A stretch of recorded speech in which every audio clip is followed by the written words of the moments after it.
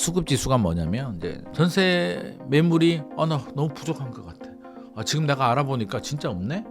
라는 걸 이제 지표로 만듭니다. 설문조사를 해서 0에서 200까지 만드는데 100을 넘어갈수록 수요는 많고 공급이 부족한 겁니다. 전세 매물 진짜 없네 라고 생각하시는 분들이 많다는 얘기인데 서울이 지금 154 정도 됩니다. 상당히 높습니다.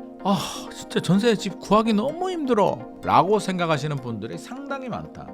두 번째는 가격지수인데 가격지수도 슬금슬금 올라가서 이제 100이 넘었습니다. 지속적으로 계속 올라갑니다. 문제는 지금 올라가는 건 올라가는 것도 아니다.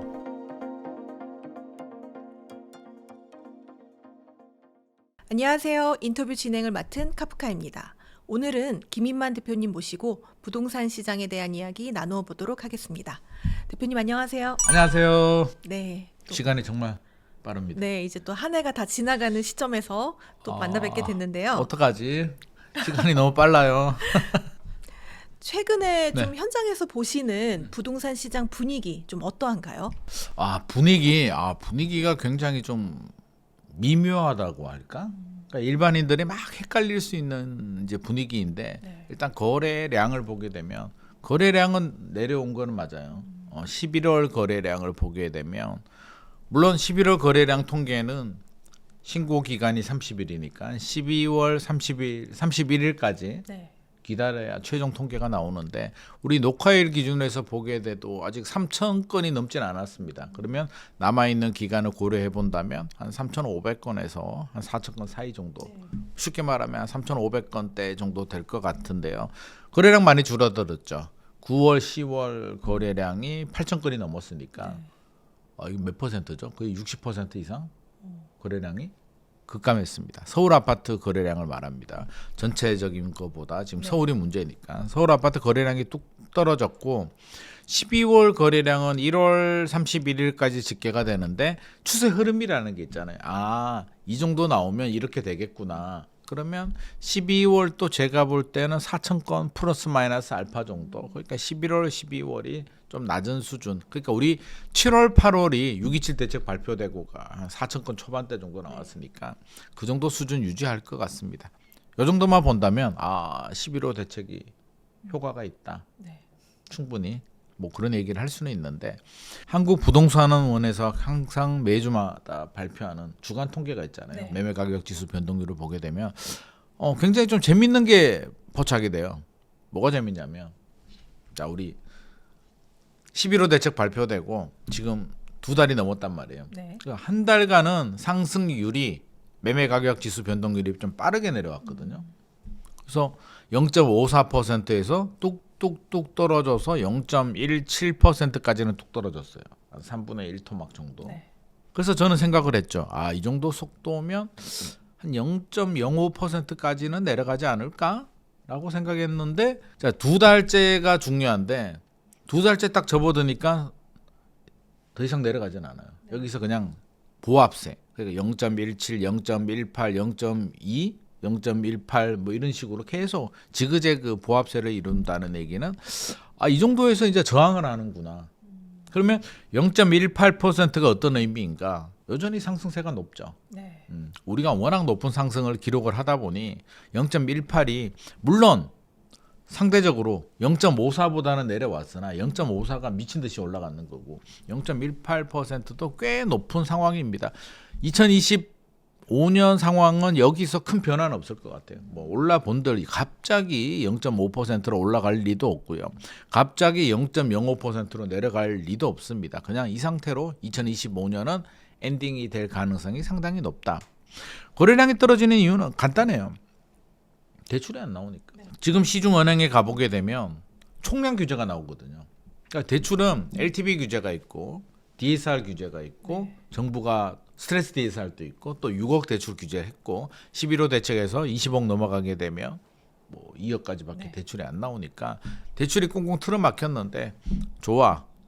LTV, DSR, 스트레스 DSR 2억까지만 그래도 내 2억이라도 받을래. 은행에 가면 죄송한데요. 우리 총량이 다 차가지고 안 나옵니다. 그래서 안 나오는 은행들이 꽤 많이 있습니다. 대출이 안 나오니까 실질적으로 집 사기가 굉장히 힘들다. 그래서 저는 이 정도 거래량 나오는 것도 참 대단하다. 야, 이렇게 규제를 하는데 서울 전역과 경기도 12곳을 토지거래가 구역으로 묶고 대출도 25억 넘어가게 되면 2억, 15억에서 20억 사이는 4억, 나머지 구간은 6억에 규제 지역은 LTV 40% 적용되니까 실제로 대출이 거의 원천 봉쇄가 당했음에도 불구하고 4천 건 거래가 나왔다는 것 자체가 저는 야, 이거 진짜 시장의 힘이 대단하다라는 걸 느끼고 2026년이 되면 좀 달라질 것 같긴 합니다. 어디로? 위로. 상승률이 확대가 될 가능성이 높습니다. 거래량도 늘어날 가능성이 높습니다. 왜? 경험을 했잖아요. 야, 2025년을 보니 대출 받기가 정말 힘들구나. 시간이 지날수록 불리하구나. 그리고 초보다 말로 가니까 연말로 가니까 와, 이게 총량 규제에 걸리니까 이게 속수무책이구나라는 걸 이제 학습을 했습니다. 그러면 학습을 했으면 이제 반면 교사를 하게 되죠. 2026년에 내 집 마련을 생각하시는 분들이라면 어떤 생각을 할까요? 연초에 많이 그렇죠. 대출 받을 수 있을 때 빨리 받자라는 심리가 작동이 되기 때문에 2026년 상반기는 거래량이 좀 더 늘어날 가능성이 높습니다. 물론 뭐 여러 가지 변수들, 정책적인 변수들도 있고 경제적인 변수들도 있는데 일단 변수는 좀 빼더라도 일단 거래량이 좀 늘어날 가능성은 높다라는 말씀드리고 싶습니다. 그러면 거래량만 보면 이제 일단은 뭐 내려오긴 했잖아요. 네. 거래량도 내려오고 상승률도 내려왔어. 이게 안정일까? 그렇다고 보기엔 또 어렵지 않을까요? 가격은요? 그러니까요. 가격이 떨어졌다라는 소식 들어보셨습니까? 들어본 서울에서. 적이 없습니다. 서울에서는 들어본 적이 없습니다. 최근에는 부산이나 울산 같은 경우는 상승세가 좀 높습니다. 네. 특히 울산 같은 경우는 와우, 울산이 0.18%까지 올라간 거 제가 확인했고요. 울산은 남구가 있거든요. 남구, 북구, 동구 있는데 남구가 약간 대치동 같은 느낌? 옥동, 신정동 이런 동네가 좀 선호도가 높은 동네인데 여기는 상승률이 0.2%가 넘습니다. 어느 순간 슬금슬금 올라가더니 이 정도 올라갔고요. 부산 또 해운대 같은 경우는 해운대? 아우, 부산 대구 힘들어 라고 했는데 해운대도 슬금슬금 올라가더니 지금 거의 0.2% 육박할 정도로 상승률이 꽤 높습니다. 그래서 지방도 그렇고 서울을 보게 되면 이제 최근에 헤드라인 장식한 뉴스들 보셨을 거예요. 두 군데인데 요즘 르엘이 자주 올라오대. 청담 르엘과 잠실 르엘입니다. 주인공은 이번에 주인공입니다. 네. 2025년 상반기 주인공은 원베일리, 반포에 있는 레미안 원베일리가 전용 84가 72억 거래가 됐다. 미친 거 아닌가? 72억이 똥개 이름도 아니고. 물론 그렇습니다. 저도 높다고 생각합니다. 네. 솔직히 투자 가치로 본다면 전용 84 34평 아파트가 아무리 한강뷰가 나와도 아무리 신세계 백화점이 가까워도 저는 72억 투자할 것 같지는 않습니다. 그냥 한 30억 투자하고 나머지 돈으로 그냥 기사 두고 차 타고 다니면서 신세계 백화점 가지 뭐 그럴 것 같지는 않은데 돈 있는 사람들의 저는 플렉스라고 생각합니다. 내가 현금 500억 있는데 그 72억 사는 게 무슨 대수야 라고 할 수도 있잖아요. 하반기 2025년 말의 주인공은 르엘입니다. 잠실 르엘과 청담 르엘인데 왜 이게 주인공이냐면 잠실 르엘 같은 경우 48억 거래가 됐다는 전용 84가 이게 웬일이야. 그래서 제가 깜짝 놀랐습니다. 야, 48억은 좀 너무한 거 아니야? 현장에 달려갔습니다. 뭐 소문은 쫙 돌았습니다. 물론 지금쯤이면 뭐 실거래가가 나왔는지 모르겠는데 제가 현장에 갔을 때는 실거래가는 뜨지 않았고 소문만 쫙 돈 상태인데 소문이 돌았다는 얘기는 아마도 매매 예약 걸고 토지 신청이 들어간 것 같습니다. 이게 어떤 의미를 가지냐면 잠실 르엘이 48억이라고 하니까 바로 나오는 반응이 반포에서 나옵니다. 반포에 신축 아파트 가진 분들이 반포라고 해서 다 70억이 나오지 않거든요. 그렇죠. 원베일리도 한강뷰가 나오는 게 그렇고 안 나오는 거 60억대. 네. 또 원베일리가 아닌 아파트들은 뭐 50몇 억씩 합니다. 반포에서 아니 제가 잠실이 48억이면 우리도 신축인데 그럼 우리가 50몇 억은 저평가 아니야? 라는 반응이 나옵니다. 50억이 저평가랍니다. 이제 그런 반응이 나오고 잠실에 엘스 리센츠 아파트 있잖아요. 네. 지금 한 35억 제가 알기로는 35억 9천까지 아마 거래된 거로 제가 알고 있는데 잠실에서 그럽니다. 우리는 잠실 르엘이 있는 미성 크로버 아파트 재건축한 잠실로에는 쟤는 신천동이야. 네. 잠실동이 더 좋거든. 그렇죠. 우린 잠실동인데 쟤는 아무리 입주 연도가 차이가 나도 우리는 35억, 쟤는 48억. 아무리 신축이라도 차이가 너무 벌어지는 거 아니야. 네. 우리가 저평가 아니야. 이런 반응들이 이제 곳곳에서 터져 나옵니다. 웅성웅성. 그러면 48억 하나가 기준점이 되는 순간 이게 또 로얄층도 아니라고 합니다. 로얄층도 아닌데도 이렇게 거래가 되니까 이제 한마디로 기준점이 올라갔습니다. 네. 그러면 헬리오시티도 저게 48억이면 우리도 30억은 가야지. 이제 모든 반응들이 다 그렇게 나옵니다. 또 하나 충격이 이제 청담동으로 가보겠습니다. 청담 르엘이 네. 3.3 제곱미터당 우리가 평당이라고 하는데 2억. 2억. 네. 그러니까 45평이 공급 면적 45평이 90억. 네. 45평이 또 아주 넓진 않거든요. 네. 그냥 근데 90억 거래가 됐습니다. 입주권이. 그래서 이것도 충격인데 이게 분양가가 얼마인 줄 아십니까? 2024년 6월에 분양했습니다. 네. 분양가가 한 33억 정도 했은 것 같습니다.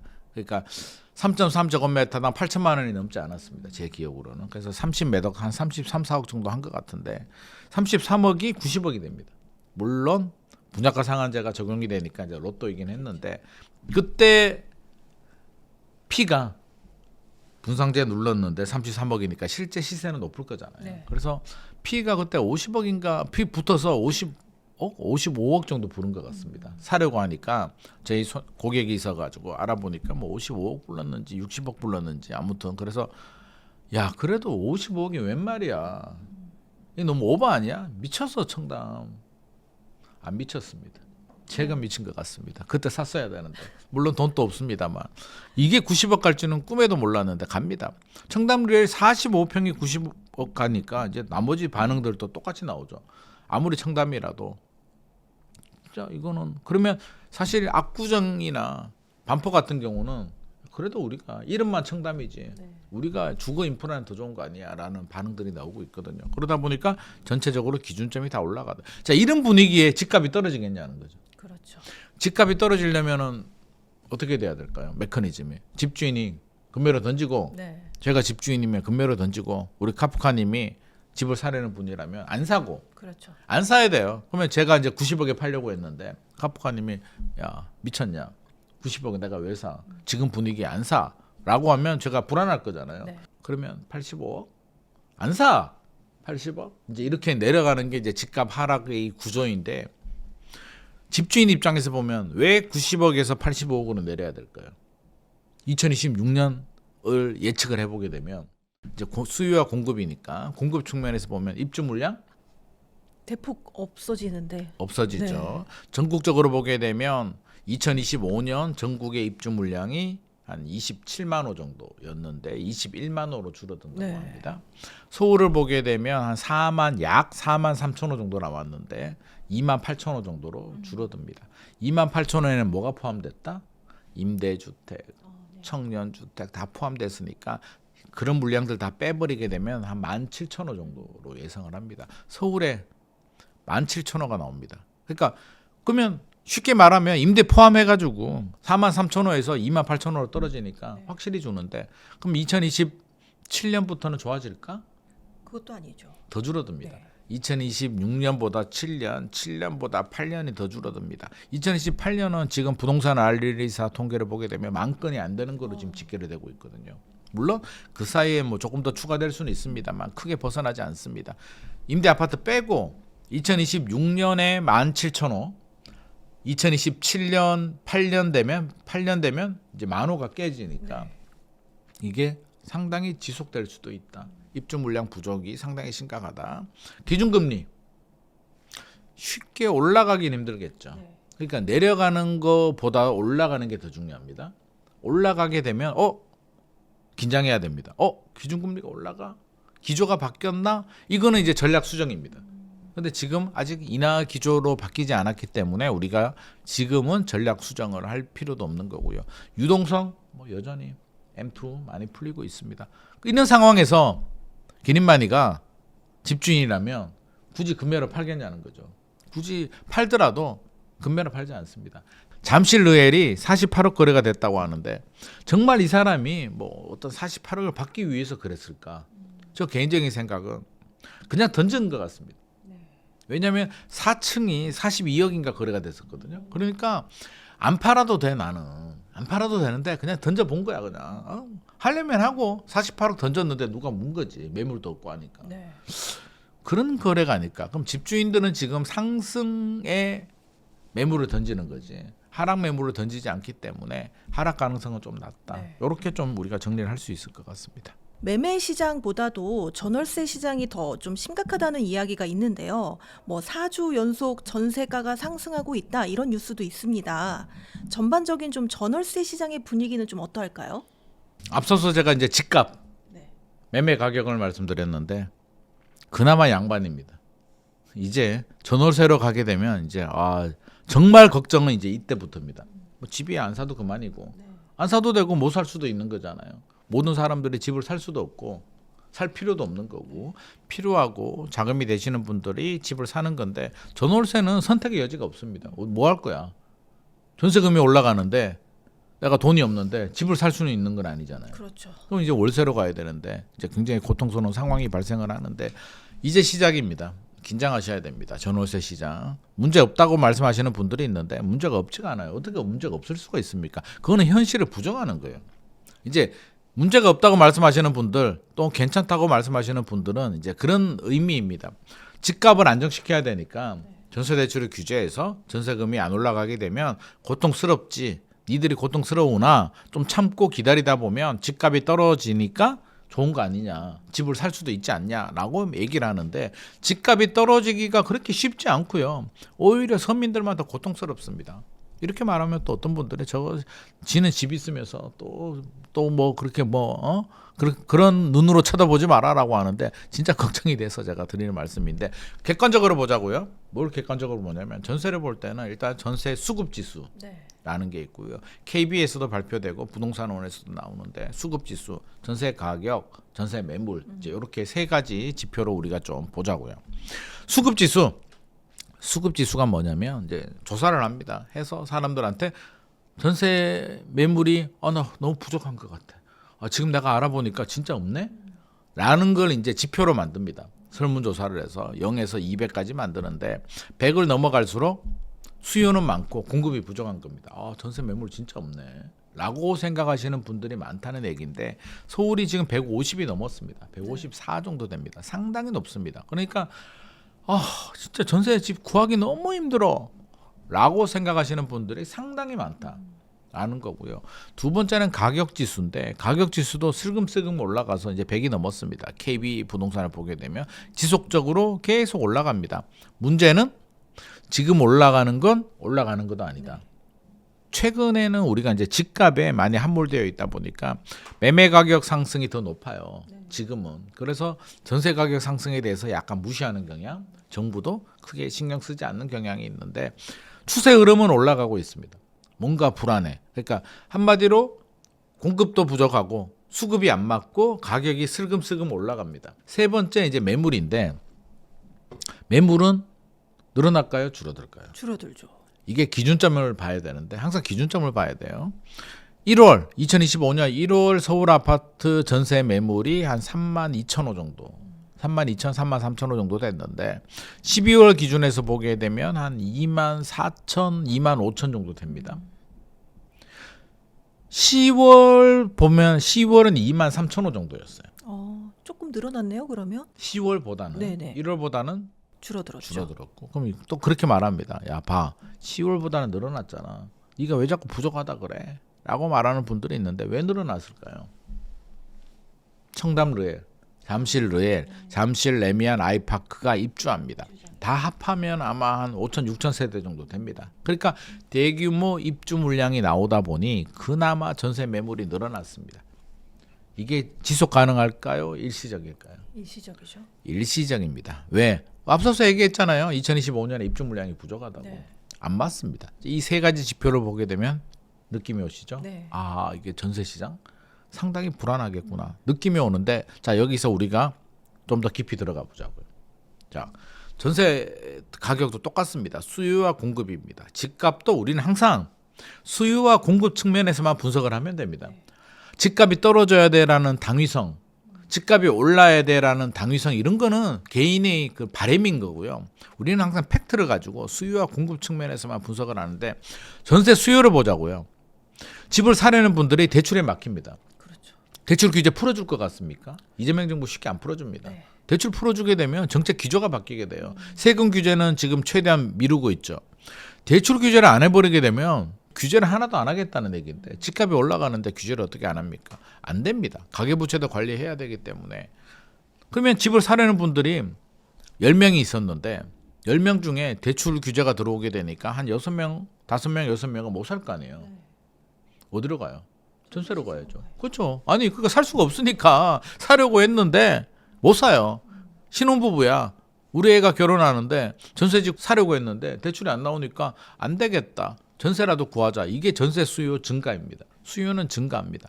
그럼 공급 측면에서 본다면 앞서서 입주 물량 부족하다고 했죠. 그나마 없는 입주 물량이라도 입주를 하면 되는데 소유권 이전 조건부 전세 대출이 금지. 네. 집주인이 분양을 받아서 입주를 합니다. 그러면 잔금을 치는 방법이 자기 자본으로 하는 방법, 본인이 대출을 받고 입주하는 방법, 세입자한테 전세금을 받고 세입자한테 전세를 주는 방법이 있는데 본인이 물론 받는 대출도 줄어들었으나 세입자를 주게 되면 세입자가 전세 대출이 안 나와요. 그러면 요즘 전세 대출 안 받고 자기 자본으로 전세에 들어갈 수 있는 세입자가 과연 몇 명이나 될까? 많지 않습니다. 물론 강남이나 송파 같은 곳들은 그나마 돈 좀 있는 분들이 있으니까 네. 잠실 쪽에 르엘 그 전세 가격 전용 84 보니까 뭐 천차만별입니다. 20억도 있고 뭐 11억, 12억도 있는데 어떻게 됐든 간에 현금 있는 사람 12억, 15억 있는 사람 전세 들어갈 수 있잖아요. 네. 그나마 이쪽은 좀 소화는 되는데 검단 신도시라든지 동탄 신도시라든지 이런 쪽으로 가게 되면 전세 대출 안 나오게 되면 돈은요 서민들이 진짜 없잖아요. 더 없잖아요. 네. 부자들은 15억이든 25억이든 어떻게든 할 수 있는 분들이 있는데 금단 신도시 예를 들면 2022년 2021년 입주할 때 전세금이 한 3억 정도 했거든요.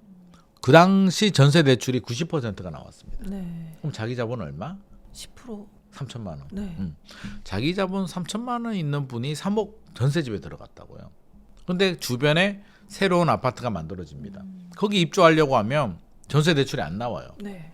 자기 자본 3천만 원인데 대출 안 나오면 3천만 원 가지고 들어갈 수 있어요, 없어요? 없죠. 그 사이에 열심히 돈을 모았어. 모아도 3년 동안 얼마 모을 수 있겠습니까? 매우 열심히 해도 아마 3천만 원 모으기 쉽지 않을걸요? 그러면 6천만 원이야. 더 모았어. 그래도 1억이야. 대출 안 나오면 못 갑니다. 그림의 떡입니다. 그러면 어떻게 해요? 기존에 살던 집에 눌러 앉아야겠죠. 네. 2+2 4년 지났어요. 집주인이 너 어떡할래? 나갈래? 올려줄래? 나가면 신축 아파트는 들어갈 수도 없고 다른 구축 아파트 같은 경우는 매물도 없고 네. 가격이라도 저렴하냐? 안 저렴하니까 어떻게 한다? 저 죄송한데요.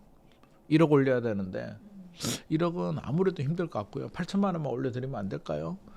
그럼 주인도 생각하죠. 아, 그래 이사 다니고 하면 중개보수도 나가고 집도 스크래치 나고 하자 생기니까 그래 8천만 올려줘. 눌러 앉아버립니다. 기존 매물도 나오지 않습니다. 그러니까 신축 아파트도 부족하고 입주 물량도 없고 입주 물량이 나와도 소유권 이전 조건부 대출에 막혀서 세입자들은 들어갈 수도 없고 구축 아파트 눌러 앉아서 그냥 갱신 계약하면서 돈 올려주는 수밖에 없습니다. 그러니까 절대 공급인 입주 물량도 부족하고 기존 매물도 부족하고 수요는 늘어나는 전형적인 수요 증가 공급 부족의 구도에 딱 걸리는 거죠. 전세 같은 경우. 그럼 이거 어떻게 해결할 거야? 답 없습니다. 그럼 뭐 이제 월세 가격 전세를 못 맞추는 분들은 월세라도 올려줘야 되니까 대출이 안 나오니까 전세 월세 동반 강세가 2026년 시장입니다. 매물도 없습니다. 뭐 입주 물량도 없고 기존에 나오는 매물도 없으니까 없습니다. 2+2 계약갱신 청구되면서 이제 전세 매물이 많이 줄어들었는데 기존에는 2년마다 이렇게 회전이 됐잖아요. 그게 4년에서 이제 갱신 계약 그냥 눌러 앉아버리는 분들이 더 많기 때문에 2026년은 아마 화두는 전월세는 아니고 저는 굉장히 사회 문제가 될 것이다. 2025년이 우리가 그렇게 부동산 시장이 뭐라 그럴까요? 세입자 입장에서는 만족스러운 상황은 아니었는데 돌아보니 2026년이 되면 아마 그렇게 얘기를 할 겁니다. 아, 2025년이 화양연화였구나. 그때가 좋았구나. 왜? 2025년은 그나마 서울의 입주 물량 또 4만 3천 호 정도. 꽤 많은 숫자입니다. 서울은 4만 7천 호 정도가 적당한 숫자라고 하는데 문재인 정부 시절에 4만 7천, 4만 9천 호 정도 나왔어요. 네. 아이러니하죠. 문재인 정부 시절 집값 많이 올랐잖아요. 4만 7천, 4만 9천 원가 나와도 집값은 많이 올랐습니다. 매물 잠김 현상도 생기고 여러 가지가 있었는데 지금은 절대 공급 물량이 그 정도도 안 나옵니다. 안 나오는데 유동성은 풀리고 기준금리는 올라갈 기미는 보이지 않고 총체적 난국이죠. 물량도 부족하기 때문에 전세, 월세, 매매가 2016년에는 모두 다 굉장히 고통스러운 상황이 될 것 같습니다. 전세를 살고 싶어서 사는 분들은 거의 없지만 또 이제 일부 전문가분들께서는 웬만하면 절대 전세 살지 말아라 이렇게 좀 강조를 하시는데요. 네. 대표님의 좀 의견은 어떠신가요? 왜 전세 살지 말라고 하냐면요. 전세 좋은 제도죠. 임대 중에서는 전세가 굉장히 좋은 제도입니다. 대한민국에만 있는 좀 이상한 매우 유니크한 독특한 제도인데 이게 세입자가 집주인한테 돈 빌려주는 거거든요. 네. 약간 사금융이에요, 사금융. 그래서 일반적으로 이제 우리가 사용료를 지불하게 되면 돈을 내잖아요. 렌트, 자동차 렌트하게 되면 어떻게 그렇죠. 돼요? 렌트비 내야죠. 렌트비를 내는데 저 5천만 원 맡기고 3일 동안 차 타고 5천만 원 받아가지 않잖아요. 그렇죠. 솔직히 불안해서 맡기겠습니까? 근데 왜 집은 수억 원이나 되는 돈을 집주인한테 맡기고 우리가 편하게 잘 살 수 있을까요?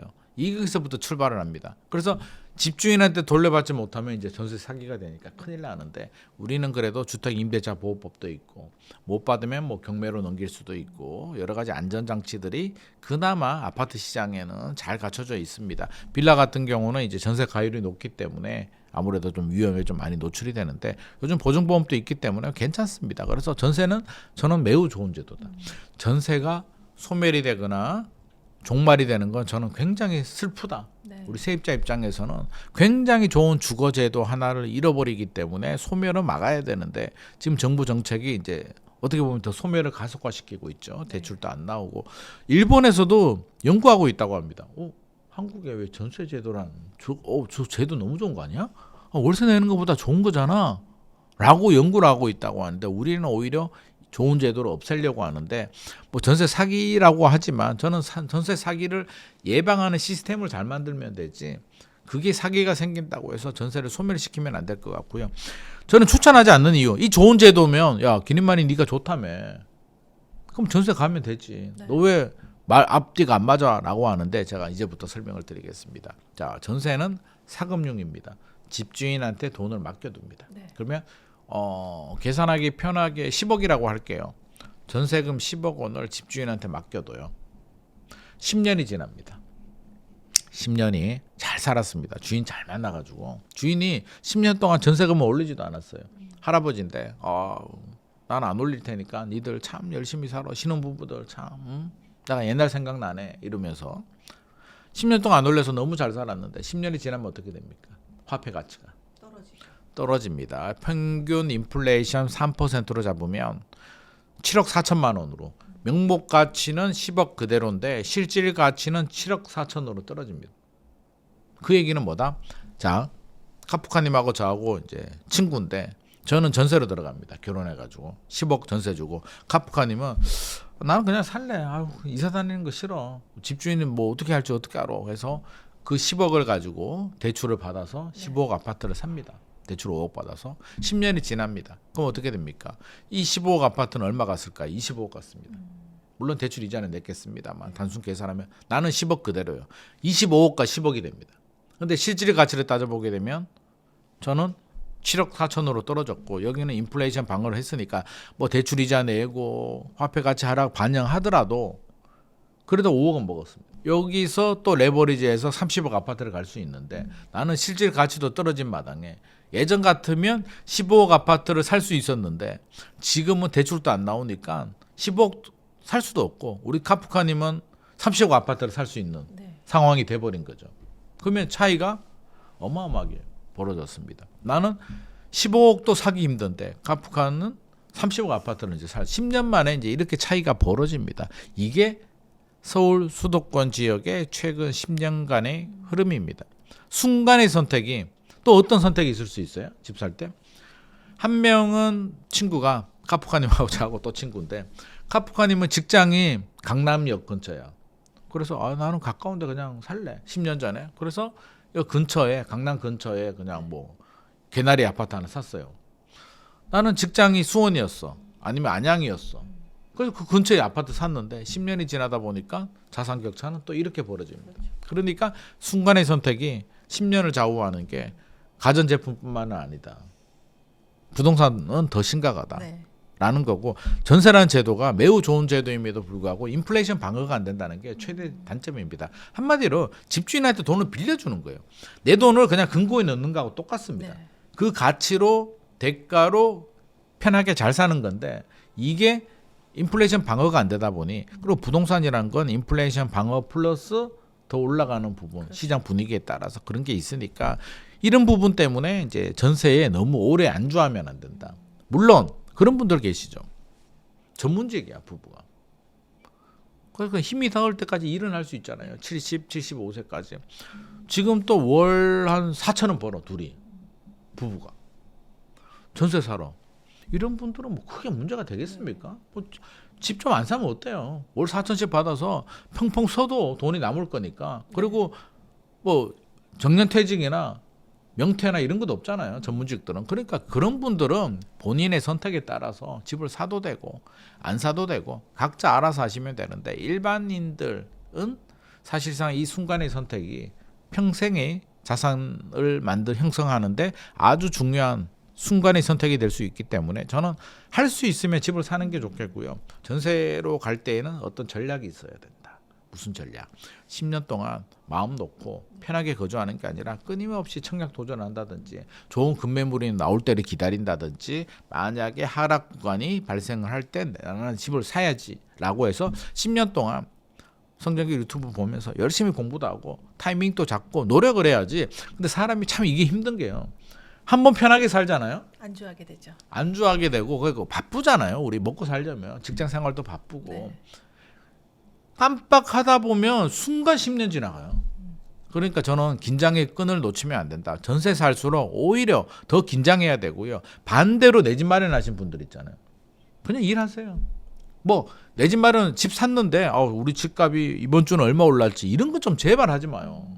집은 10년 후를 바라보고 투자하는 거기 때문에 우리 가족이 잘 살고 있으면 잊어버려도 돼요. 10년 후에 우리 집값 얼마지? 보면 올라가 있다니까요. 그러니까 집을 산 사람은 열심히 일상에 충실하면 되고 전세 사시는 분들은 일상에 충실도 하면서 끊임없이 연구하고 고민하고 타이밍도 잡고 노력을 해야 된다는 거예요. 그래서 저는 할 수 있으면 내 집 마련해라. 왜? 피곤하니까.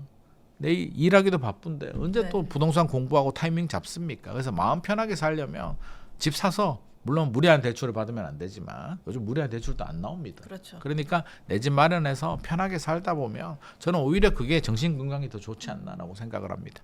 그렇다면 내년에 좀 부동산 시장 전망을 해주시면은 또 많은 분들이 판단하는 데 도움이 되지 않을까 싶습니다. 2026년요. 네. 2026년은 상승입니다. 상승입니다. 확률로 보겠습니다. 저는 항상 확률로 보거든요.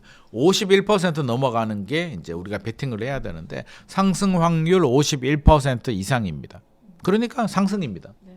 그러면 상반기는 상고 근데 하저가 될지 하고가 될지는 지켜봐야 되는데 상고 하저라도 이게 하락이 아니고 상승률이 둔화되는 상반기가 더 높고 네. 하반기가 낮다는 거지. 그래서 제가 상고 하저라고 하는 게 상승 하락이 아니라 둘 다 상승인데 상반기가 상승이 좀 더 높겠다. 하반기는 상반기보다는 상승이 좀 낮을 수는 있다라고 제가 말씀드리는 이유가 대출 규제 때문에 사람들이 좀 서둘러서 움직일 수도 있고 유동성도 많이 풀렸고 입주 물량도 부족하고 기준금리 추세 흐름이 바뀌지는 않는다는 건데 뭐 변수는 있겠죠. 어떤 정책이 나올지 뭐 정부가 갑자기 안 되겠다. 주택 매매 금지 1년간 뭐 이런 거 나오게 되면 네. 그럴 리는 없겠습니다만 아니면 미국이 환율이 요동을 쳐가지고 문제가 된다든지, 한국 환율이죠. 그 달러 대비 원화 환율이 뭐 난리가 난다든지, 아니면 미국이 물가가 너무 올라. 트럼프가 돈을 너무 풀어가지고 물가가 미친 듯이 올라가지고 미국이 기준금리를 안 되겠다 막 올려. 뭐 한국은행 또 기준금리 또 올린다. 이런 난리가 나면은 작전 수정.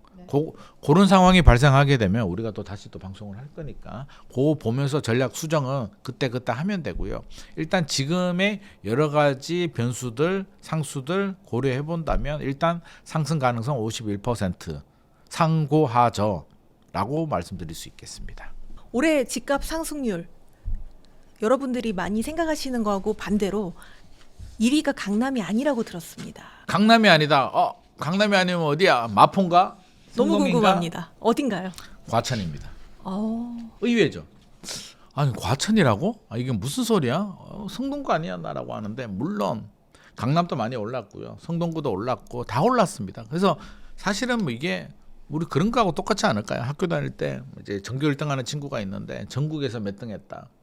그럼 전국 1등도 있고 전국 3등도 있는데 어차피 다 잘합니다. 그래서 걔들은 어차피 다 서울대 갑니다. 그러니까 결국에는 이게 큰 의미가 없을 수도 있는데 그래도 생각보다는 강남보다는 이제 과천이 상승률이라는 겁니다. 그러니까 아파트 가격이 제일 높다는 게 아니라 그렇죠. 많이 올라간 상승률이 높다는 거니까 이제 그 점을 우리가 미리 좀 감안을 해야 되고요.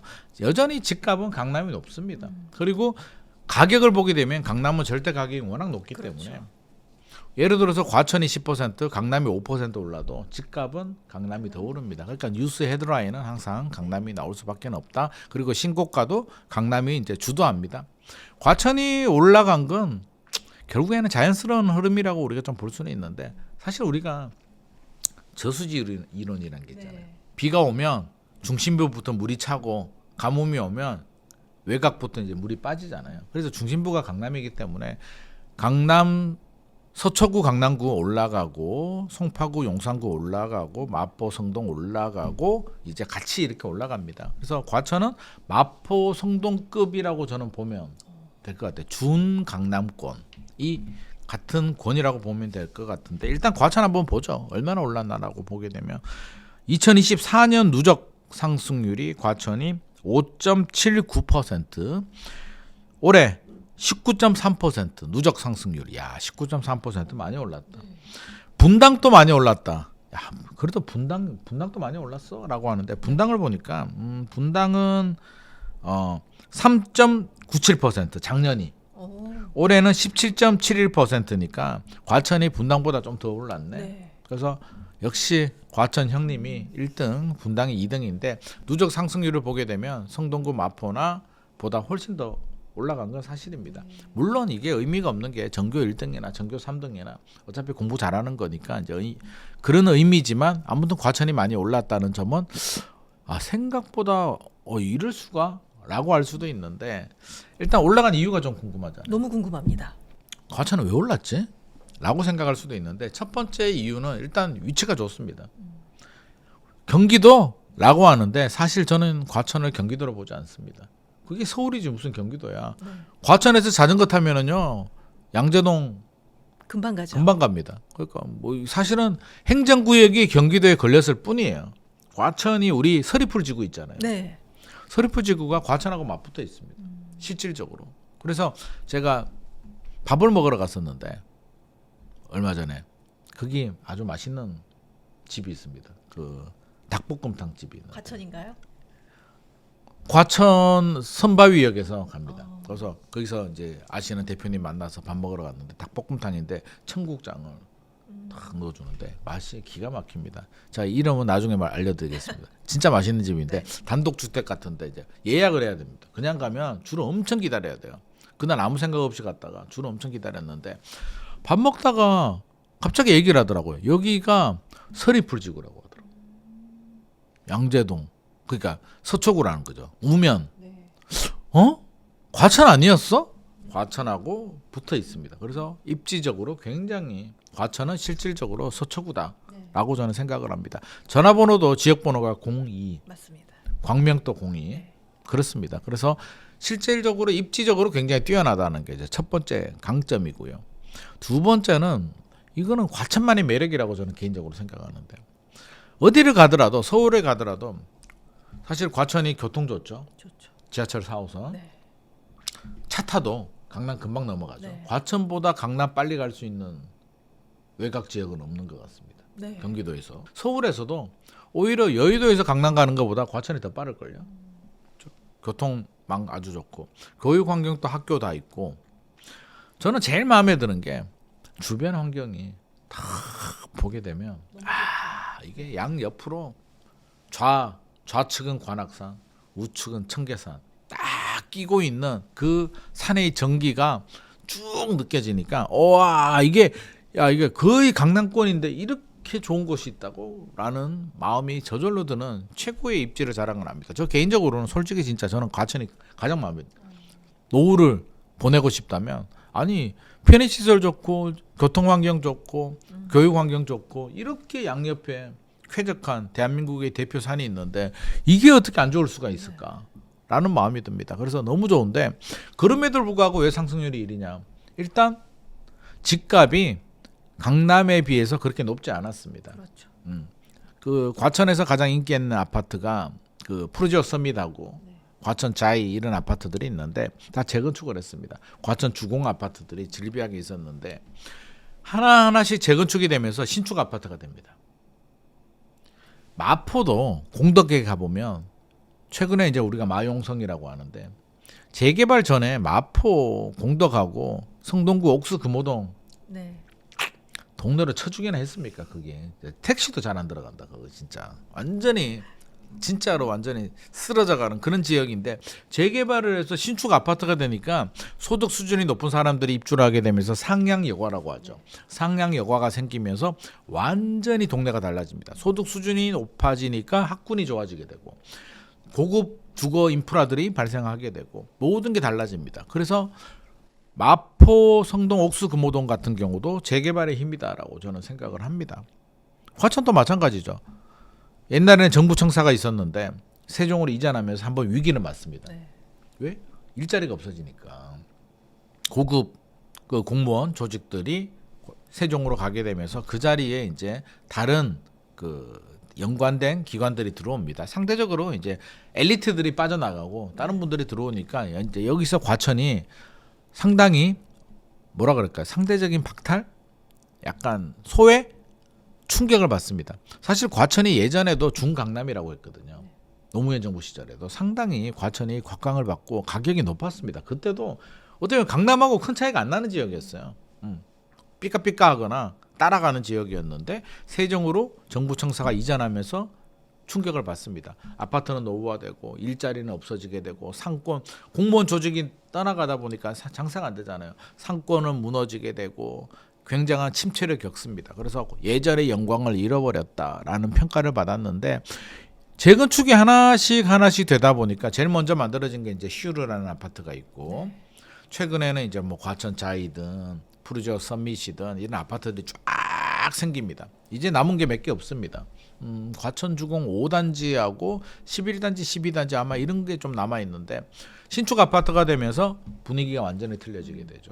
한마디로 마포 공덕이나 성동 옥수 금호동처럼 신흥 부천으로 완전히 거듭납니다. 가보면 기가 막히게 좋습니다. 푸르지오 서밋도 좋고 저 개인적으로는 위치는 푸르지오 서밋이 더 좋고요. 저 개인적으로는 과천자이 입주할 때 제가 가봤거든요. 입주할 때 그 영상 촬영하러 그 사전 점검할 때 촬영하러 갔었는데 보고 나가 아니 이렇게 멋있는 아파트가 있다고? 조경이 2,000세대가 넘는데 조경 자체가 잔디밭도 그렇고 와 저는 많은 아파트 입주 점검할 때도 구경도 가보고 했는데 과천자이 같은 충격을 받은 단지는 없었던 것 같아요. 물론 최근에는 이제 좋은 단지들이 또 많이 생기긴 했는데 메이플자이도 좋고 다 좋은데 과천자이에서 받은 충격은 굉장히 좀 신선했던 것 같습니다. 와 이렇게 멋있는 아파트가 있다고? 뭐 내부까지는 모르겠습니다만 그런 걸 본다면 신축 아파트의 힘, 입지 그 최근에 또 정부 청사 부지가 또 뭐 개발이 된다라는 말들도 있거든요. 그래서 이런 게 다 결합이 돼서 가격이 전용 84가 몇 년 전만 하더라도 21억, 22억 했거든요. 2023년에 제가 임장을 갔을 때 20억대 초반이었어요. 굉장히 저렴했는데 지금은 이제 많이 올라갔죠. 그럼에도 불구하고 강남과 비교해 보면 여전히 잠실보다도 저렴하니까 잠실보다도 훨씬 더 저렴합니다. 네. 그러면 과연 이게 고평가냐라고 하면 저는 고평가는 아닌 것 같습니다. 잠실에서 강남 넘어가나 과천에서 넘어가나 과천이 물론 롯데타운은 없습니다만 네. 산이 있으니까 그렇게 따져본다면 저는 과천이 과연 밀릴 게 뭐가 있나. 물론 서초구 강남구에 비길 때는 아니지만 그렇게 바라보면 저는 충분히 가능성이 있다. 그리고 과천이 허브예요. 집값 상승의 허브. 네. 우리 교통의 허브라고 하잖아요. 네. 왜냐하면 강남 오르잖아요. 강남 상구, 용산구 오르고 이제 경기 남부 축으로 퍼져나갈 때 항상 과천이 관문입니다. 네. 그래서 집값이 경기도 상승으로 번져나가느냐를 볼 때는 항상 과천을 봅니다. 과천이 오르고 판교, 분당 오르고 쫙 안양, 용인, 수지 이렇게 쫙 퍼져나가거든요. 그래서 역시나 과천이 상승률 1위 기록한 게 우연은 아니다. 그 다음에 분당이 17.71% 올랐잖아요. 그러니까 분당이 이제 그 다음을 따라가는데 분당은 판교 신도시, 분당 신도시가 있습니다. 입지를 보게 되면 사실 저는 개인적으로 과천이 더 마음에 드는데 네. 주거 인프라나 학군을 보게 되면 또 이게 규모의 경제가 있기 때문에 분당 또 분당이 좋죠. 그리고 분당은 일기 신도시. 네. 재건축 호재가 있으니까 또 그게 또 뒷받침 개발 호재가 됩니다. 과천은 먼저 재건축을 했고 분당은 이제 시동을 막 걸고 있는데 일기 신도시 중에는 또 분당이 또 가장 네. 선호도가 높기 때문에 올해 서울 강남권을 제외한 가장 상승률이 높고 인기가 높은 탑을 꼽으라면 역시 과천하고 분당이 되겠고 그 후로 용인, 수지 이렇게 쭉 번져나가니까 과천은 정말 중요한 곳이다. 관문이다. 그리고 강남 집 사기 어려운데 성동구도 만만하지 않는데라고 한다면 저는 지금이라도 다른 데도 다 올랐기 때문에 네. 과천이 저는 고평가라고 생각하지는 않습니다. 그렇다면 투자나 실거주 두 개 다 모두 고려했을 때 지금 같은 시점에서 뭐 서울이나 수도권에서 좀 이 지역은 들고 가면 반드시 오른다 이런 지역이 좀 있다면 어디라고 보시나요? 지금 서울 수도권에서 그런 말씀하시는 분들이 있어요. 이렇게 많이 올랐는데 집값이 더 올라갈까? 라고 말씀하시는 분들이 많이 있습니다. 물론 틀린 말이 아닙니다. 집값 많이 올랐는 건 사실이고요. 단기 흐름을 보게 되면 과천도 많이 올라간 건 맞습니다. 근데 주식과 부동산은 투자 방법, 투자 패턴이 다릅니다. 주식은 호흡이 짧다고 제가 항상 강조를 드립니다. 네. 그러면 주식은 단기 급등을 했다. 목표 가격이 있는데 근접을 했다. 그러면 신규 매입은 중단하고 일단 더 올라갈 것 같으면 스테이 하다가 상황을 봐서 판다. 네. 그리고 갑자기 가격이 떨어진다. 10% 이상 급락하게 된다 하면 또 손절매도 하고 얼마 이상 내려왔는데 미래 가치가 있다. 다시 사고. 이게 주식의 패턴이거든요. 그러니까 주식은 끊임없이 사고 팔고를 계속 반복을 해야 되는 굉장히 좀 피곤한 투자 상품이라면 부동산은 한 번 사면 그냥 내버려 두는 상품이거든요. 10년 15년 정도의 시간의 흐름에 맡겨둬야 됩니다. 그러면 지금은 약간 고평가일 수도 있는데 저는 항상 집을 살 때 10년, 15년 후를 바라고 하거든요. 그러면 10년, 15년 후에 과천 집값이 지금 가격 그대로일까? 그대로면 손해죠. 네. 투자 측면에서 본다면 대출이자도 내야 되니까.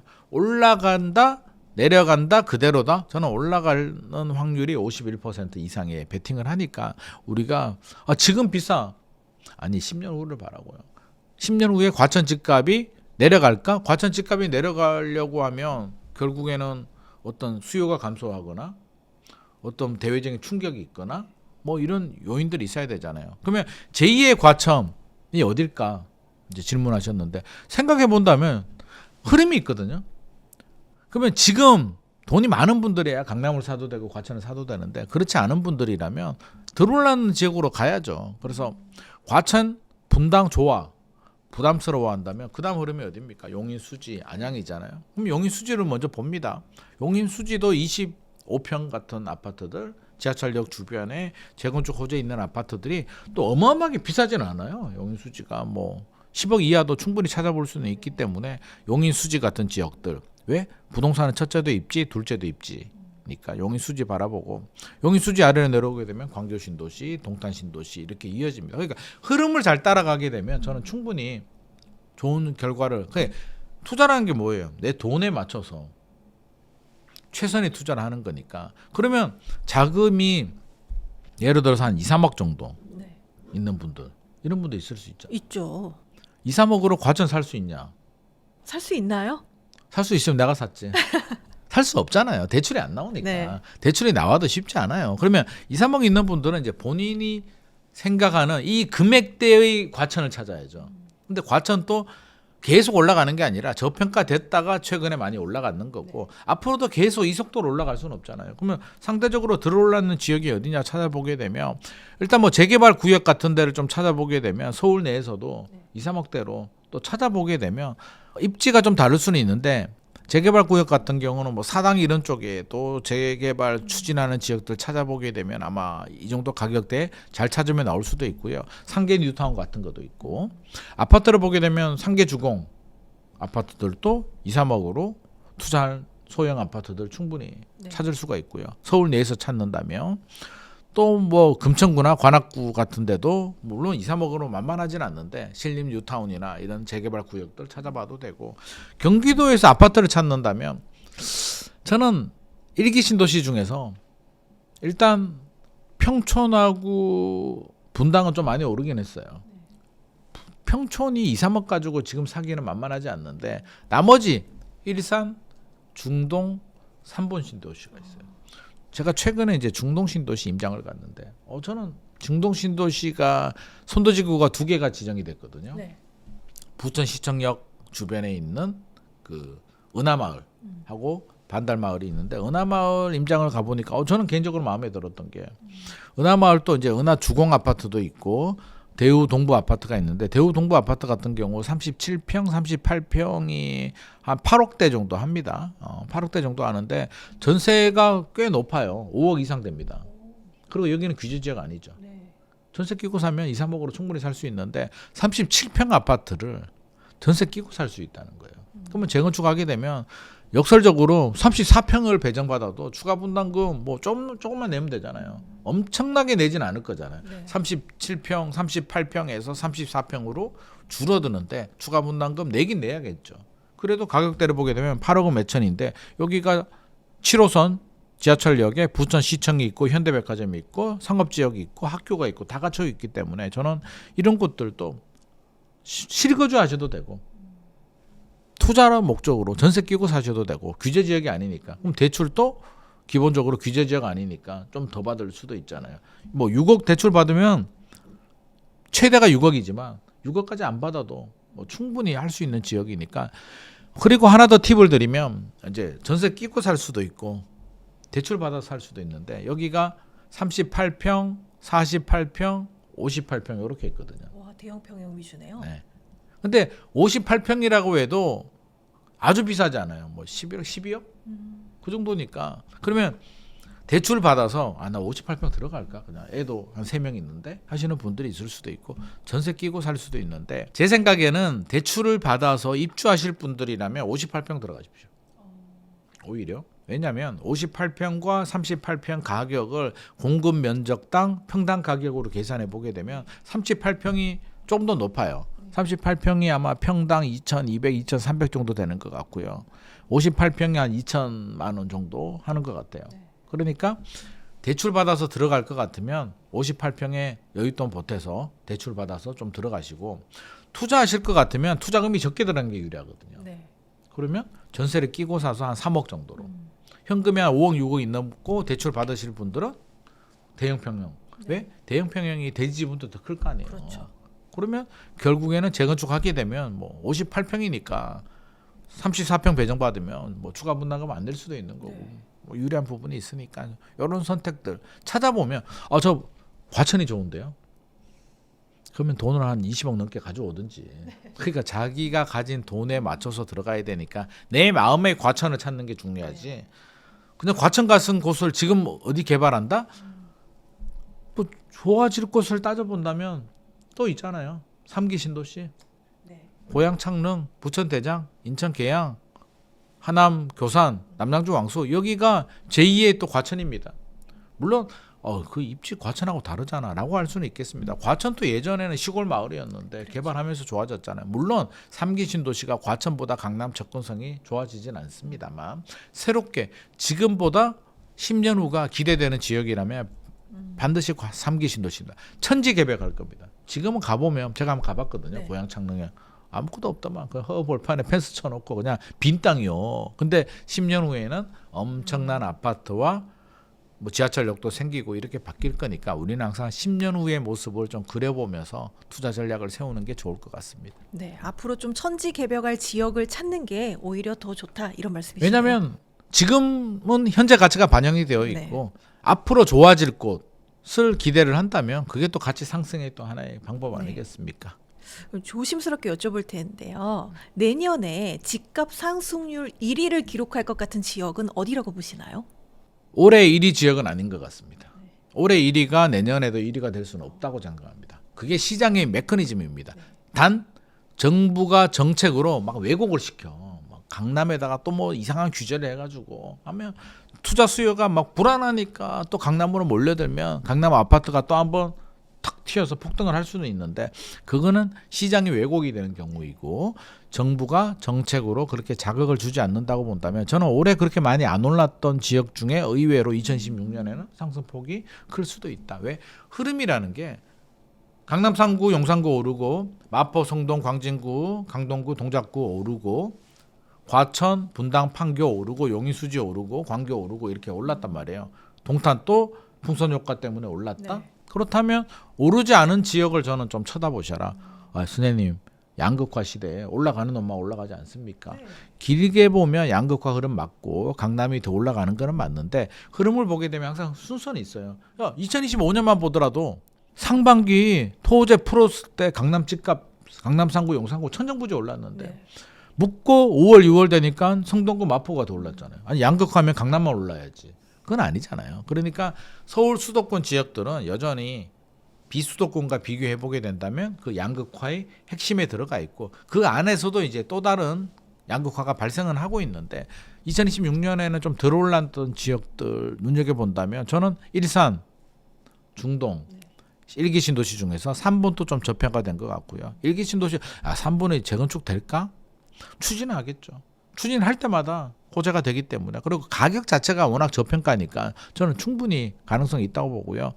신축 아파트들 중에서 어떤 분들은 뭐 검단 신도시, 뭐 청라, 송도 무시하는데 가보면 주거 인프라 그렇게 좋고 서울 가까운 곳들 검단만 하더라도 전용 84가 뭐 7억대 매우 좋은 위치에 학교, 상가, 지하철역이 다 있는데 전용 84 신축이 7억대인데 보시면 건축비가 천정부지 올랐거든요. 그 자리에 지금 새롭게 지으면 그 가격에 못 나옵니다. 시골에 막 논밭이 있는데 지어도 요즘 5억이 나오는데 그렇게 따져보면 신도시의 그 가격이 제일 좋은 입지가 그 가격이면 저는 결코 이게 고평가가 아니다. 그래서 검단이라고 하는데 아닙니다. 흐름이 한번 쭉 타면은 충분히 반등할 수 있는 그동안 저평가된 상계동도 마찬가지고요. 최근에 이제 그 토제 지정이 되면서 막 뭐 분위기 안 좋잖아요. 플랜카드도 붙고 네. 집회하고 막 억울하다 난리도 아닌데 상계주공 같은 경우도 저는 눈여겨 좀 바라고 말씀드리고 싶은데 억울하게 묶였잖아요. 그러니까 풀어주긴 풀어줘야 되는데 정부도 고민은 많을 겁니다. 그래서 김용범 정책실장께서 공급 대책 나오고 집값 안정이 확인되면 풀어줄 수도 있다라고 얘기를 했기 때문에 만약에 풀린다면 이 또 풍선 효과 생기거든요. 올라갈 수 있습니다. 기회가 될 수 있겠네요. 네, 그래서 이 부분은 정치적으로도 굉장히 좀 복잡한 문제니까 조금 이따 제가 좀 더 충분히 설명을 드리고 일단 풍선 효과 생길 수 있다. 그러면 상계주공 같은 경우도 2년 동안 안 올랐어요. 네. 그러니까 올라가는 게 어떤 뭐 트리거가 있어서 올라가지만 트리거가 생기려면 어떤 기름이 좀 뿌려져야 되는데 네. 저평가라는 기름이 충분히 뿌려져 있기 때문에 트리거가 생기면 풍선 효과가 생기면서 올라가니까 저는 이런 지역들도 좀 눈여겨 보시라는 말씀 드리고 싶습니다. 최근에 이제 환율이 고공행진을 하고 있는데요. 이렇게 원화 가치의 하락이 일시적인 현상이 아니라 앞으로 좀 구조적이고 장기적인 추세로 이어질 것이다. 이런 분석들이 있습니다. 대표님이 보시기에는 어떠세요? 이게 일시적 아닙니다. 일시적일 수는 없을 것 같습니다. 이제 우리 경제 상황이 또 여러 가지가 많이 달라지긴 했는데 뭐 최근에 이제 환율을 보게 되면 좀 무섭긴 해요. 네. 우리가 이제 트라우마가 있잖아요. IMF 외환 위기가 있었기 때문에 환율이 올라가게 되면 가슴이 철렁철렁 내려앉습니다. 어씨 어떻게 또 그때처럼 또 경제 위기 생기는 거 아니야라고 하는데 일단 환율이 올라감에도 그 달러당 원화 환율입니다. 환율이 올라감에도 불구하고 외국인 투자 자금 흐름이라든지 경제 펀더멘털을 보게 되면 그때와는 상황이 좀 다르다라는 말씀은 일단 먼저 드리고 싶고요. 그럼에도 불구하고 환율을 우리가 무시할 수는 없잖아요. 일단 환율이 올라가는 이유를 우리가 좀 살펴보게 되면 기본적으로 이제 한국은행에서 이야기하는 건 수학개미 얘기를 많이 합니다. 네. 사실은 또 틀린 말은 아니에요. 돈이 또 외국으로 많이 빠져나가는 거는 분명한 사실인 것 같습니다. 예전에는 미국 투자는 생각도 못 했잖아요. 그렇죠. 요즘 제 주변에 보게 되면 제 친구들도 그렇고 테슬라, 엔비디아 주식 많이 사요. 국내 주식 안 하는 분들도 많습니다. 아예 그냥 국내 주식 안 해버리고 미국 주식만 파는 분들도 있고요. 골고루 포트폴리오를 하시는 분들도 있고 국내 주식만 하는 분들도 있는데 반드시 예전과는 달라졌다. 그리고 두 번째는 일단 기업에서 좀 답을 찾아야 될 것 같은데 기업들이 또 해외로 많이 나가요. 네. 해외에서 돈을 벌어요. 국내로 잘 안 들어옵니다. 저는 이게 제일 걱정인데 개인적으로는 저는 이게 제일 걱정입니다. 왜냐하면 일본도 그랬거든요. 네. 기업들은 해외에 나가서 살이 뒤룩뒤룩 찌는데 일본 국내는 국민들은 소득이 계속 떨어지고 정부는 부채만 늘어나는 이런 장기 침체의 구도가 우리도 발생하지 않을까를 제가 개인적으로 가장 걱정하는 부분이고 세 번째는 이제 미국에 또 우리가 투자해야 되잖아요. 트럼프 때문에 그게 뭐 실제로 그대로 이행이 될지 또 어떤 변수가 있을지는 모르겠습니다만 많은 돈을 투자한다면 그 돈만 투자하는 거 아니잖아요. 기업들도 또 약속한 게 있기 때문에 또 투자가 들어갑니다. 자본이 빠져나갑니다. 겨우 달러가 빠져나간다는 얘기이기 때문에 이런 구조를 본다면 원화 약세 사실은 달러 강세도 맞는 말이지만 원화 약세도 사실은 맞는 말인 것 같습니다. 그래서 원화가 약세가 된다라는 점은 우리가 좀 예의주시해야 된다. 장기 침체로 들어가는 어떤 하나의 트리거가 될 수도 있기 때문에 저는 긴장의 끈을 놓치면 안 되는데 이것 때문에 뭐 경제 위기가 생긴다 당장 뭐 그렇게 보지는 않습니다. 하지만 부동산 시장과 또 이제 우리가 연계를 좀 해보게 되면 환율이 올라간다. 뭐가 올라갈까요? 수입 물가가 올라갑니다. 우리 건설 현장에 철근, 시멘트 뭐 다 수입해야지. 요즘 수입 안 하는 게 어디 있습니까? 모든 자재들은 다 수입이잖아요. 요즘 수입 물가가 올라갑니다. 안 그래도 분양가가 요즘 천정부지 올라가는데 수입 물가가 올라가게 되면 더 가속도가 붙죠. 그렇죠.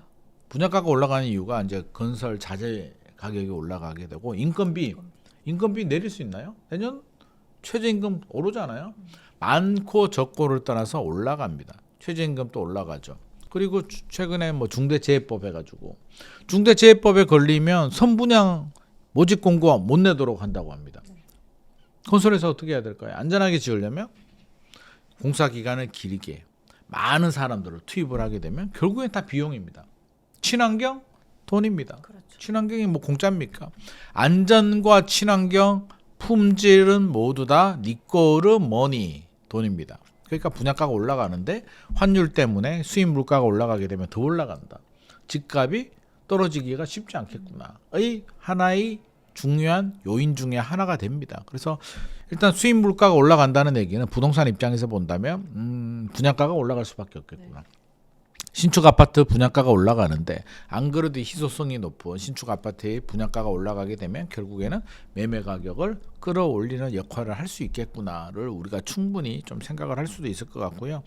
장기 침체 부분에 대해서도 저는 좀 심각하게 우리가 좀 예의주시는 해야 되겠다. 네. 당장에 어떤 경제 위기는 생기지 않겠습니다만 결국에는 흐름을 보게 되면 제가 이게 왜 일시적인 문제라고 말씀 안 드리냐면 우리 기업들이 이제 해외로 나가는 건 저는 트렌드인 것 같습니다. 네. 다시 국내로 유턴하기는 매우 어렵습니다. 물론 어떤 투자 환경이 좋아지고 뭐 여건이 되면 국내에 투자를 할 수도 있습니다만 해외 투자를 줄이고 국내로 늘리지는 현실적으로 좀 어려울 것 같습니다. 그렇게 바라본다면 결국에는 기업들은 해외로 빠져나간다. 본사가 갈까요? 아니죠. 본사가 가지는 않죠. 그러면 본사가 있는 서울 수도권 지역들의 양극화, 집중화, 중앙화 현상은 더 강해질 것이다. 그렇죠. 공장이나 해외로 빠져나가는 업종과 중복이 되는 지방 같은 경우는 양질의 일자리가 더 줄어들 수도 있겠구나. 아니면 투자하려고 하는 걸 투자를 줄이고 미국으로 갈 수도 있으니 오히려 양극화가 더 심해질 수도 있겠구나. 이런 시나리오들이 가능하죠. 그래서 이런 걸 고려해 본다면 쉽지 않겠구나라는 생각이 들고 또 이게 또 관련이 되는 게 이제 결국에는 경제는 다 맞물려 있잖아요. 달러, 원화, 환율, 물가 이게 다 맞물려 있는데 미국이 또 돈을 엄청 풀어요. 네. 우리도 뭐 한국은행이 동결하긴 했는데 2026년에 이제 한국은행 또 이제 고민이 굉장히 좀 깊어지는 상황입니다. 금리를 올리자니 집값과 가계부채, 환율이 문제고 금리를 또 내리자니 이것도 문제고 모든 게 지금 다 문제입니다. 그래서 일단 홀딩하고 있는 상태인데 제가 볼 때는 2016년 상반기 한국은행이 기준금리는 당분간 동결 모드로 갈 수밖에 없을 것 같고요. 예의주시해야 되는 점은 미국입니다. 집값이 떨어질 수 있는 시나리오가 있긴 해요. 어떤 시나리오인가요? 미국이 돈을 풀어요. 네. 돈을 풀면 필연적으로 따라오는 게 물가 상승입니다. 네. 2022년 같은 시나리오죠. 물가가 올라가게 되면 돈을 푼다? 물가가 올라간다? 그 다음에는 할 수 있는 게 뭐가 있을까요? 금리를 올린다. 네. 금리를 올리면 물가는 이게 천천히 막 이렇게 어떤 문제가 생길 때는 한 번에 이렇게 탁 문제가 생기거든요. 쭉 올라간다? 기준금리를 올린다? 그러면 최근에 많이 불거지는 게 AI 버블. 네.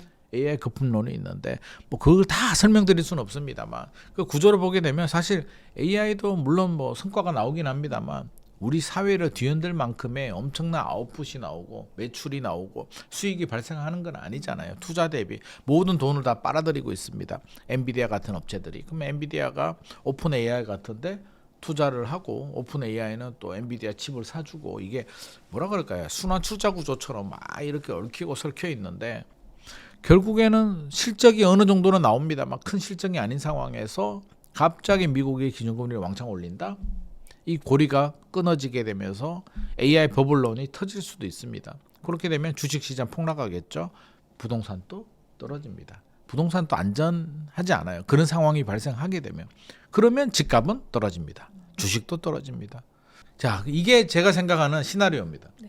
그러면 공급이 뭐 어떤 정책으로 집값을 잡는다. 현실적으로 지금 뭐 공급 대책을 더 발표한다고 해서 갑자기 사람들이 와 박수 치면서 야 공급 대책 나왔네 집값 안정되겠다 막 이렇게 할 수도 없는 거고요. 대출 규제가 지금 와서 더 강화된다고 해서 무서워 나 집 안 살래 하지도 않을 것 같고요. 이제 남은 세금 규제를 정부가 어떤 뭐 강한 뭐 어떻게 할지는 모르겠습니다만 세금 규제도 만만하지 않아요. 이게 표가 날아가니까. 지금도 세금 규제 말도 못 꺼내고 있잖아요. 6.3 지방선거 끝나면 세금 규제 건드린다는 말이 있는데 세금을 건드리잖아요. 종부세를 건드리게 되면 2026년 하반기에 건드리잖아요. 2027년 12월 고지서에 반영이 됩니다. 2028년 국회의원 선거가 있습니다.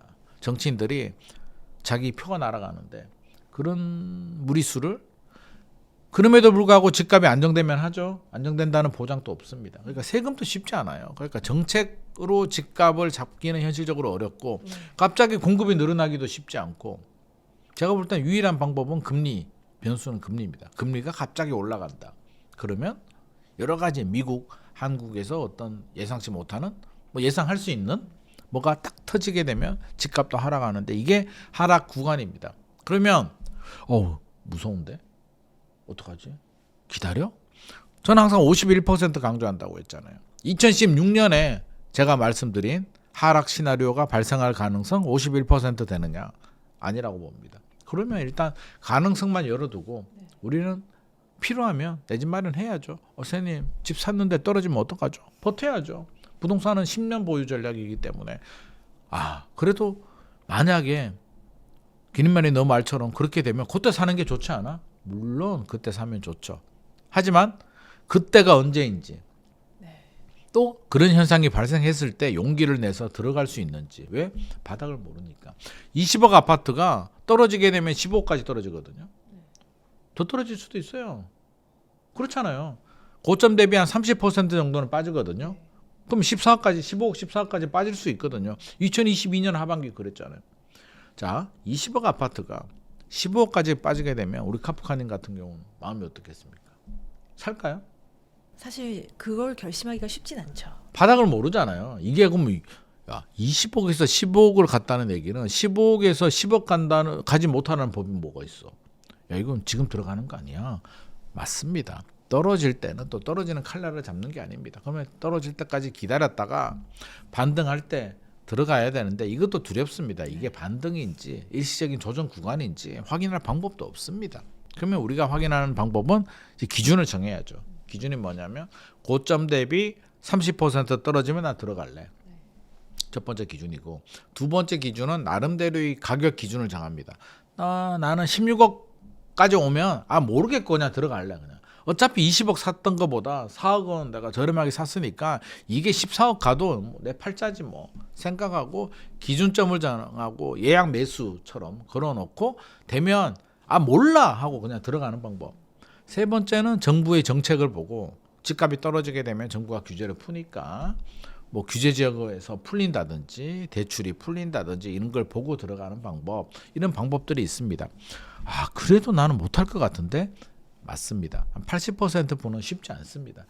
나는 용기가 없어, 스마트하지 않아 라고 하시는 분들은 그냥 just do it, 내 집 마련하고 기다리는 전략이 맞고요. 떨어지면 뭐 어째, 그냥 편하게 잘 살다 보면 올라가 있겠죠, 이런 마인드고, 어떤 전략을 세우고 싶고 타이밍을 잡고 싶은 분이라면 제가 말씀드린 시나리오대로 하되, 문제는 그게 언제인지는 아무도 모릅니다. 그럼 감 떨어질 때까지 입 벌리고 있으면 감이 내 입에 떨어질 수도 있고 옆에 입에 떨어질 수도 있고 내가 잠시 고개 숙였을 때 뒤통수에 떨어질 수도 있기 때문에 쉽지 않은 전략이라는 말씀은 반드시 드리고 싶습니다. 그럼에도 불구하고 2027년이든 2028년이든 충분히 발생 가능한 확률은 있는 시나리오니까 대출도 안 나오지만 너무 무리한 투자, 위기가 생겼을 때 3년을 버틸 수 있는 그런 리스크 관리 전략은 반드시 필요할 것 같습니다. 사실 최근 들어서 보면은 정부의 규제 효과도 굉장히 좀 짧아지고 있고 또 부작용도 보이고 있는데요. 지금 정부 차원에서 좀 가장 시급하게 해결해야 될 문제가 있다면, 또 꼭 필요한 정책이 있다면 무엇이라고 보시나요? 정부 입장에서 제일 시급한 거, 일단 노도강 불부터 꺼야죠. 노도강 지금 억울하게 묶었기 때문에 제가 2부에서도 이제 노도강 얘기를 살짝 했습니다. 노도강 할만하다. 특히 노원구 상계주공 같은 경우, 뭐 중계동도 마찬가지고 창동주공도 마찬가지인데 왜 할만하다고 하냐면 일단 가격이 저평가입니다. 2년 동안 별로 오르지 않았습니다. 오르지 않았다는 얘기는 올라갈 때가 됐다. 안 올라갈 수도 있습니다. 인구가, 수요가 줄어들거나 투자 가치가 완전히 상실해야 되는데 노원구가 그렇지 않습니다. 너무 멀어요. 강남하고 너무 멀어요. 네. 저는 얘기합니다. 강남하고 가까우면 그 가격이겠습니까? 아니잖아요. 모든 건 현재 가격에 다 반영이 되어 있습니다. 강남하고 가까워서, 멀어서 싫다, 가까웠으면 좋겠다. 가까우면 좋죠. 강남하고 가까우면 20억 간다니까요. 그러니까 지금 뭐 6억 7억 하는 건 그 거리의 그 가치가 다 반영이 되어 있는 겁니다. 그럼 정부의 고민은 뭐냐면 억울하게 노도강이 묶였습니다. 풀어줘야 되는데 풀어주게 되면 뭐가 생긴다? 풍선 효과가 생깁니다. 반드시. 안 생기겠습니까? 지금 다 묶었는데 거기만 풀어줬는데 약한 꼴이잖아요. 좌표가 찍혔는데 들어옵니다. 왜? 전세 끼고 못 사다가 이제 살 수 있게 풀어주게 되면 사람들은 생각하죠. 야, 이거 언제든지 다시 묶일 수도 있다라고 생각하기 때문에 들어갑니다. 풍선 효과 생기니까 정부는 이제 딜레마죠. 노도강 이거 묶어가지고 주민들 반응도 안 좋고 6.3 지방선거 앞두고 이제 얼마 남지도 않았는데 이거 우리 표밭인데 여기서 표가 날아가게 되면 지방선거 같은 경우는 한 표 한 표가 얼마나 소중한데 뭐 몇만 표 가지고 당락이 결정되잖아요. 노도강 금광구 표 날아가게 되면 사실 장담할 수도 없는데 풀어줘야 됩니다. 정치적으로 보게 되면 풀어주면 풍선 효과 생기면 또 최악이야. 그러면 생각하죠. 풀었어. 풍선 효과 생겨. 그럼 다시 묶어야 되잖아요. 네.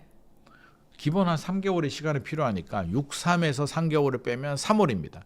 3월 전에는 풀어야 돼요. 풀려고 하면. 못 풀면 못 풉니다. 5월에 풀면 안 돼요. 왜? 5월에 풀었다가 풍선 효과 생기면 이제 그대로 그냥 아장이 납니다. 그러니까 3월 전에 풀려고 하면 김용범 정책실장님이 말씀하셨잖아요. 힌트를 줬잖아요. 공급 대책 나오고 안정을 확인하고 푼다고 하니까 공급 대책이 12월, 1월에 나와야 되는 이유가 바로 이겁니다. 12월 늦어도 1월에 나와야 한 달 정도 안정을 확인하고 2월 중순이 설이잖아요. 설 전후에서 나오는 게 가장 해피한 시나리오입니다. 나와서 다시 풍선 효과 생기면 3월에 다시 묶고 오성서울시장이 했듯이 묶어서 반응을 보면 어쩌어쩌 지방선거까지 갈 수는 있으니까 이게 베스트 시나리오고, 이 시나리오가 이제 안 될 때는 이제 정부는 고민에 빠지죠. 아 몰라 그냥 풀어버리거나 야 그래도 6월 3일 전에는 풀지 말자라고 하고 끝나고 풀든가인데 정치적으로 보게 되면 또 6.3 선거 전에 푸는 게 맞고 네. 이게 딜레마가 제가 볼 때 약간 외통수에 빠진 느낌인데 이걸 어떻게 풀어나갈지는 일단 좀 지켜봐야 될 것 같습니다. 뭐 지금의 약간 이 비정상적인 부동산 시장이 앞으로 뉴노멀이 된다는 이야기들이 있습니다. 앞으로 부동산 시장 좀 구조적으로 어떤 변화를 예상하시나요? 여러 가지 흐름이 지금 굉장히 복잡한 상황인데 일단 양극화 흐름은 우리가 피할 수가 없는 거고요. 그래서 양극화는 진행 중입니다. 근데 양극화를 또 잘못 해석하게 되면 무조건 한강 벨트만 올라. 그건 아니잖아요. 양극화가 진행이 되면 이제 점점 격차가 벌어진다는 거지. 한 번에 이렇게 물이 뭐 쏟아지듯이 이렇게 쏟아지지는 않습니다. 그러면 지방은 영원히 가능성이 없을까? 아니잖아요. 최근에 울산 남구하고 부산 해운대구 수영구 올라가는 거 보세요. 올라가요. 네. 그러니까 지방이라고 가치가 없는 게 아니라 이제 전체적인 흐름 자체가 그런 식으로 간다. 그러면 10년 후가 되면 서울이 상승률이 더 높을 수는 있겠죠. 그래서 서울에 내 집 마련하시는 분들이라면 10년 후를 바라보고 해도 되는데 지방에 집을 사야 돼요. 부산에 집을 사야 되는 분이라면 그럼에도 불구하고 양극화가 시대 흐름이니까 무리하게 서울에 나는 직장을 이직해가지고 서울로 가야 된다. 이건 아니잖아요. 그러니까 그러면 부산에서도 양극화가 생겨요. 그럼 부산에서도 해운대, 수영구 같은 핵심 지역들 위주로 구축보다는 신축 아파트 위주로 원도심보다는 신도시 위주로 이렇게 접근하는 전략이 맞고요. 그러니까 각자 최선의 선택을 하면 됩니다. 서울에서도 크게 보게 되면 서울이 또 양극화의 중심이잖아요. 서울 내에서도 양극화가 있습니다만 상계동은 안 올랐는데 강남은 많이 올랐어. 저는 상계동 들어갑니다. 물론 돈이 아주 많아. 우리 부모님이 500억대 자산가야. 그러면 좀 떨어지면 어떻고 오르면 어떻습니까? 그냥 강남에 들어가도 되고 마포 성동 들어가도 되는데 이제 돈이 좀 부족하신 분들이라면 저는 그럼에도 불구하고 부모님한테 받고 연끌해가지고 어떻게든 안 되면 서대문이라도 연끌해서 들어갈래. 현금이 3억 있다고 한다면 저 같으면 그런 무리수를 던지기보다는 이미 또 많이 오르기도 했고 여러 가지 변수들이 있으니까 저 같으면 그 돈에 맞춰서 재개발 구역 예정인 곳에 들어가든지 상계동으로 가든지 아니면 일기 신도시 쪽으로 들어가든지 저는 그런 전략을 선택을 합니다. 그러니까 양극화라는 흐름 자체는 우리가 인지를 하되 그게 마치 지금 당장의 절대적인 어떤 전략인 것처럼 그렇게 하면 곤란하다. 흐름은 흐름이고 그 흐름에 올라타면서 최선의 선택을 하는 게 우리가 해야 될 일이 아닌가 생각을 합니다. 네, 오늘도 정말 좋은 말씀 많이 해주셔서 너무 감사드리고요. 마지막으로 성공의 진심인 구독자분들께 한 말씀 부탁드립니다. 이제 2026년입니다. 2025년은 이제 아듀 넘어가고 이제 2026년이 시작이 됐는데 여러 가지 일들이 생길 겁니다. 큰 흐름을 보게 되면 항상 수요와 공급이란 거 우리 잊지 마시고요. 부동산은 장기 호흡입니다. 너무 단기 흐름에 일희일비할 필요는 없는데 긴 호흡을 보게 되면 뭘 봐야 된다? 수요가 충분히 뒷받침이 되는가? 공급이 부족한가를 일단 좀 봐야 되고요. 단기 흐름을 본다면 입주 물량, 그렇죠? 그리고 이제 금리 흐름 가장 중요합니다. 금리가 인상 기조로 바뀌게 되면 전략 수정입니다. 홀딩을 하든가 발을 빼야 될 수도 있는데 2026년에 금리가 올라갈 확률은 일단은 낮습니다. 그리고 유동성 흐름도 우리가 좀 눈여겨봐야 되고요. 정책은 저는 아주 큰 변수가 되지는 않을 것 같은데 사실 규제하기 쉽지 않고요. 세금 규제도 2026년 5월 9일 양도세 중과세 유예 기간인데 저는 다시 부활하지는 않을 것 같습니다. 중과세가. 6.3 지방선거 앞두고 부활할 수는 없으니까 또 1년 연장될 가능성이 높습니다. 그러니까 세금 중과세 부활할 것 같아서 급하게 집어 던지지는 마시고 좀 차분하게 지켜보면서 상승 기준이 유지가 될 겁니다. 그럼 경거망동하지 말고 상승 기준이 유지되니까 내 자금에 맞춰서 항상 최선의 선택을 할 수 있는 그런 우리 또 성장길 유튜브 구독자분들이 되셨으면 좋을 것 같습니다. 네, 오늘 감사드립니다. 감사합니다.